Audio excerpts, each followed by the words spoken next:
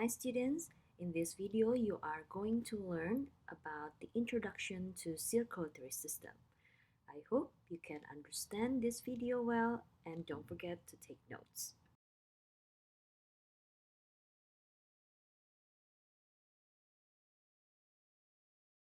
Let's start with what you have learned in the previous subtopic. I hope you still remember the structure of the villus. The structure of the villus, in the center, you can see the blood capillaries.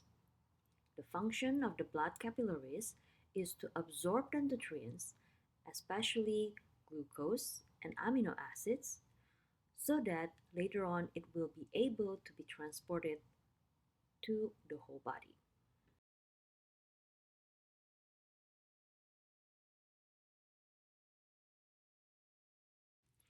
Now here, I have drawn two arrows. The first one is the lacteal. The lacteal, or the tiny lymphatic vessels, as you can see, it will absorb the lipid. Later on, in the next video, I'm going to show you how the lipid will combine with the other nutrients in the blood vessels. The next arrow show how the blood vessels, if it is zoomed in, and you can see inside the blood vessels there are blood cells, including the red blood cells that looks like the red donuts and the white blood cells that is a bit bigger and the color is gray. Now as you can see from here, both the lacteal and the blood vessels look like a pipe. Inside the pipe, there are liquid, the red blood cells, the white blood cells, and also the nutrients that are absorbed by the epithelium.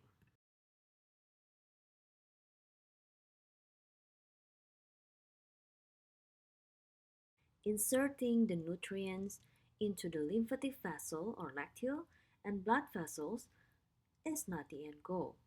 What is the purpose of storing the nutrient inside the pipe if other parts of the body cannot get the nutrient? Therefore, the liquid inside the blood vessels and the lymphatic vessels should be able to flow to other parts of the body. To be able to flow, the liquid needs some kind of pressure. The question is, who will create the pressure? How the pressure is created? You can see the blue arrows that I have drawn on this slide to represent there should be some kind like a pressure to create the current inside the blood vessels and the lymphatic vessels to make the liquid inside them to flow.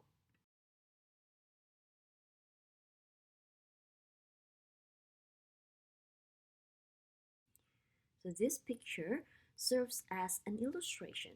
Imagine if the blood vessels, as an analogy, is a syringe. It means that to let the liquid out from the syringe, we need to apply a pressure at the end of the syringe. By applying the pressure, if you see my arrow, you will create a pressure to push the liquid inside the syringe to go out or to flow out.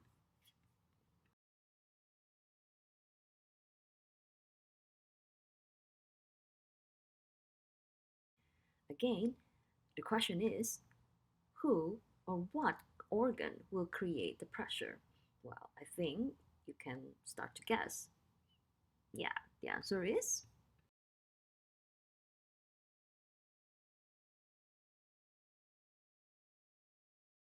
the circulatory system. The circulatory system has a pumping organ, a very famous organ. It's called the heart, right?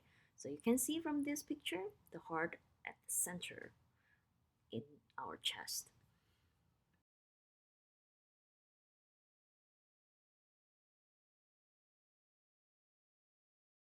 When the heart beats, it will create pressure that makes or create flows inside the blood vessels to transport the blood from one place to another.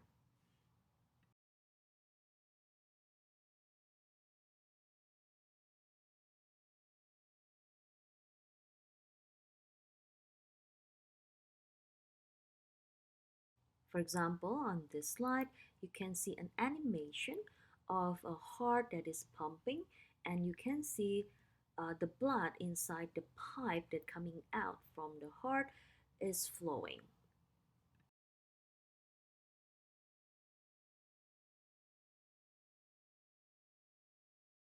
Before we see the details of the anatomy and function of this circulatory system, it's better for us to understand the big picture first.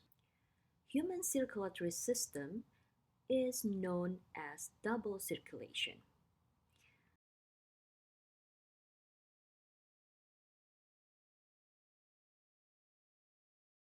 Double circulation means there are two circuits that happen in our circulation. You can see the two arrows that I have drawn on this slide. These two arrows represent the first circuits, the blood coming out from the heart, then it goes to the lungs and go back to the heart. You can also see the same thing from the other diagram on the right side. The blood leaves the heart to go to the lungs, and from the lungs it goes back to the heart. You can see the white arrows on the right diagram. This circuit is called pulmonary circuit.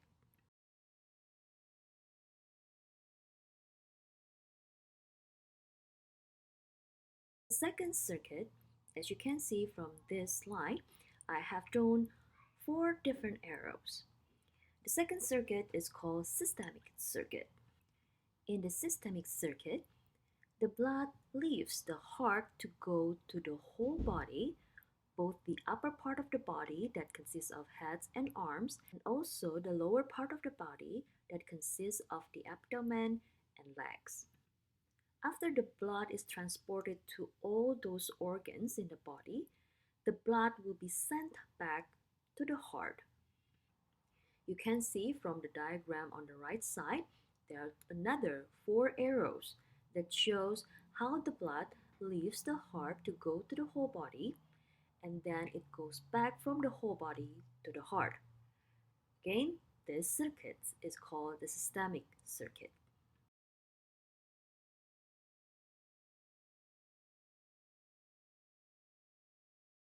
So, as the summary, as you can see on this slide, double circulation, the name comes from the fact that our circulatory system have two circuits. The first one is called pulmonary circuits, and the second one is called the systemic circuits. In the pulmonary circuit, the blood goes from the heart to the lungs and go back to the heart. In the systemic circuit, the blood leaves the heart to go to the whole body and go back to the heart.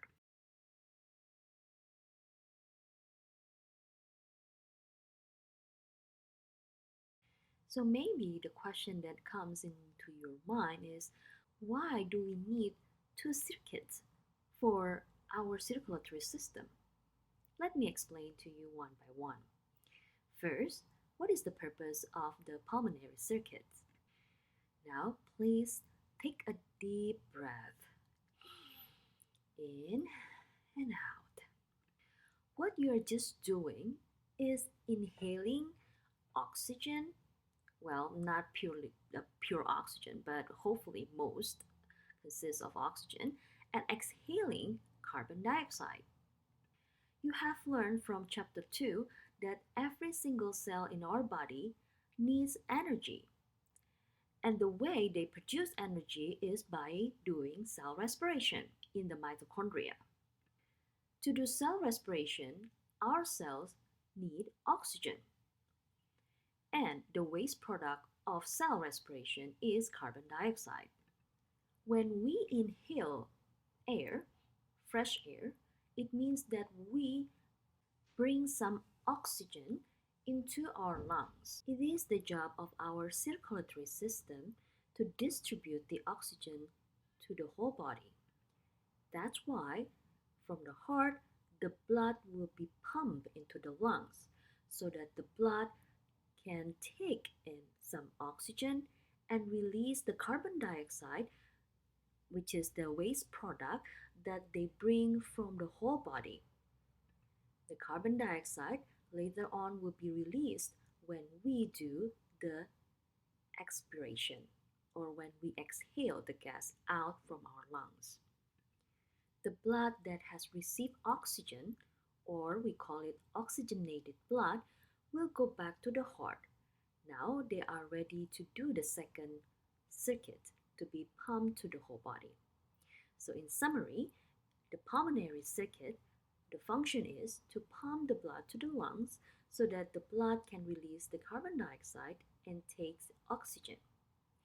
And don't forget, lung cells also need nutrients. So while the blood takes some oxygen and release some carbon dioxide, they also give some nutrients to the lung cells.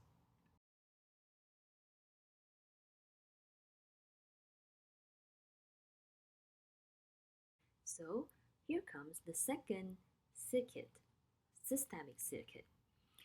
As you have learned from the previous slide, now the blood inside the heart is rich in oxygen, or we call it oxygenated blood.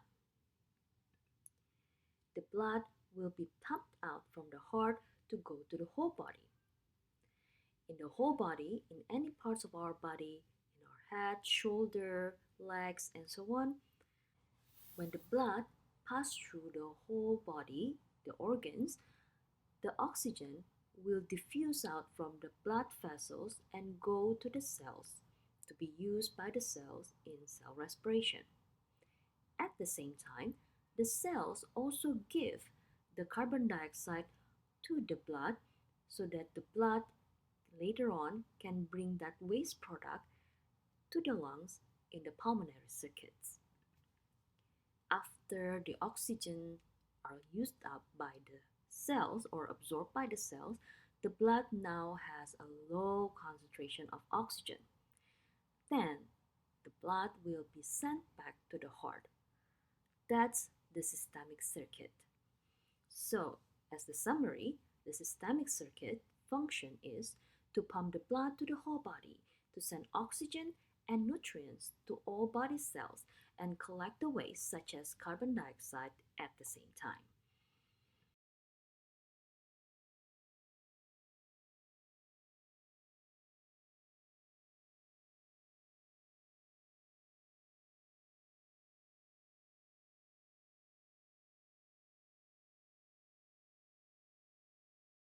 This animation, you can see the double circulation in action. You can see how the blood goes from the heart to the whole body and then go back to the heart. And then the low oxygenated blood will then be pumped to the lungs so that the blood can release the carbon dioxide and absorb oxygen that we inhale. I hope now you understand the meaning of double circulation and why both circuits are important.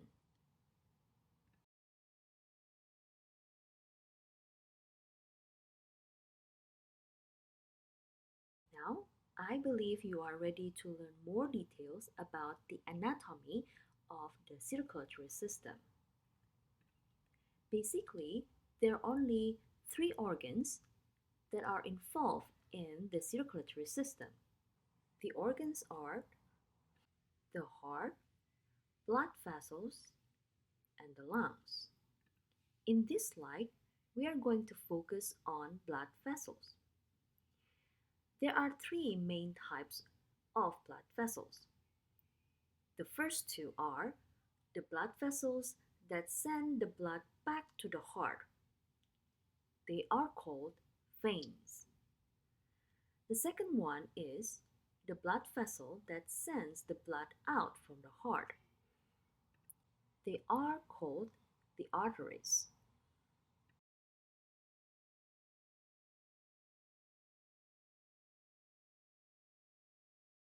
On this diagram, I have underlined three different veins.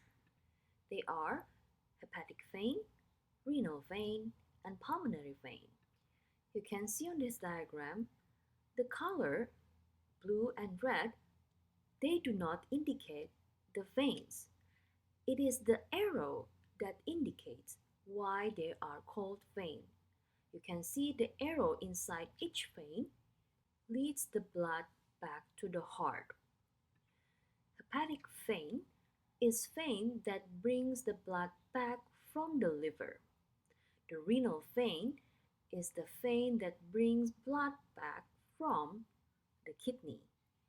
And the pulmonary vein, you can guess, yes, that's the vein that brings the blood back from the lungs to the heart.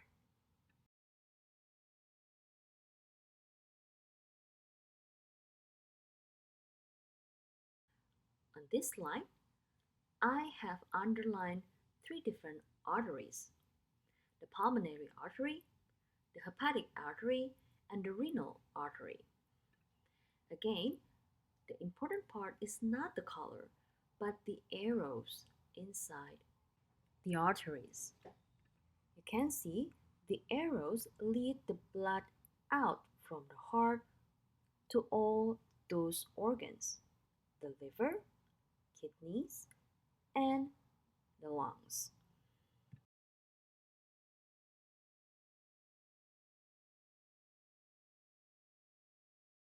So remember, it is not about the color, blue or red in the diagram, but the direction of the blood inside the vessels.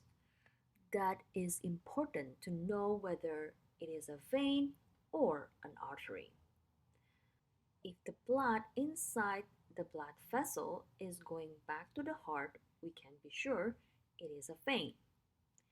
If the blood inside the blood vessel is leaving from the heart, we can be sure that it must be an artery.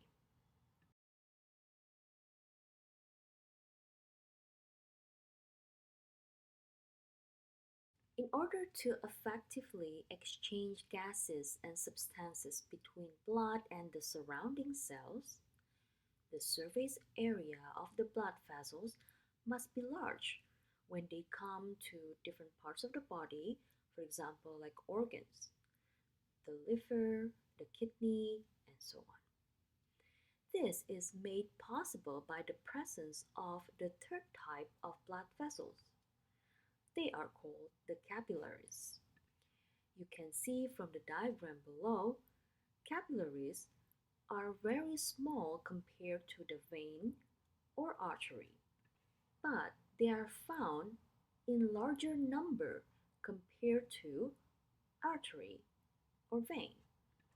So in total, the surface area or the contact area between the capillaries and the cells surrounding it will be way bigger compared to artery and vein.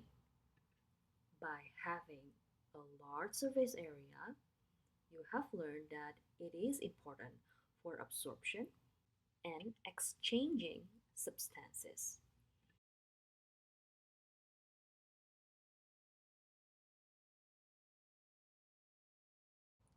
Now, I want to make a link between this new concept with the previous concept that you have learned: the structure of the villus. I hope you still remember that the lacteal is surrounded by blood capillaries. In this diagram, you can see that the blood capillaries are coming out, branching out from an artery, and they are fused back together to become the vein. I hope now you can understand the structure of the villus even better.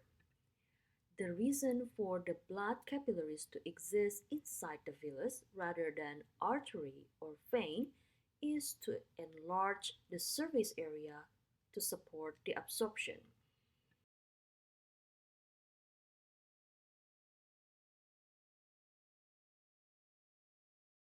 Congratulations! Now you have learned the basic of circulatory system. The next video will help you to understand more detailed about the blood vessels. There are some inquiry questions before you watch the next video. I hope you still remember the key concept from topic 6.1. Structure supports function. The same key concept is applied in this subtopic. Try to answer these three questions before you start watching the next video. If the artery's function is to bring the blood out from the heart, how its structure should look like? If the vein's function is to bring the blood back to the heart, how its structure should look like? The last, if the capillary's function is to exchange substances with the surrounding cells, how its structure should look like? Try to predict their structures before you watch the next video. Alright students, I hope you learned something new and I hope you are ready with the notes for our discussion in the class. Thank you for watching.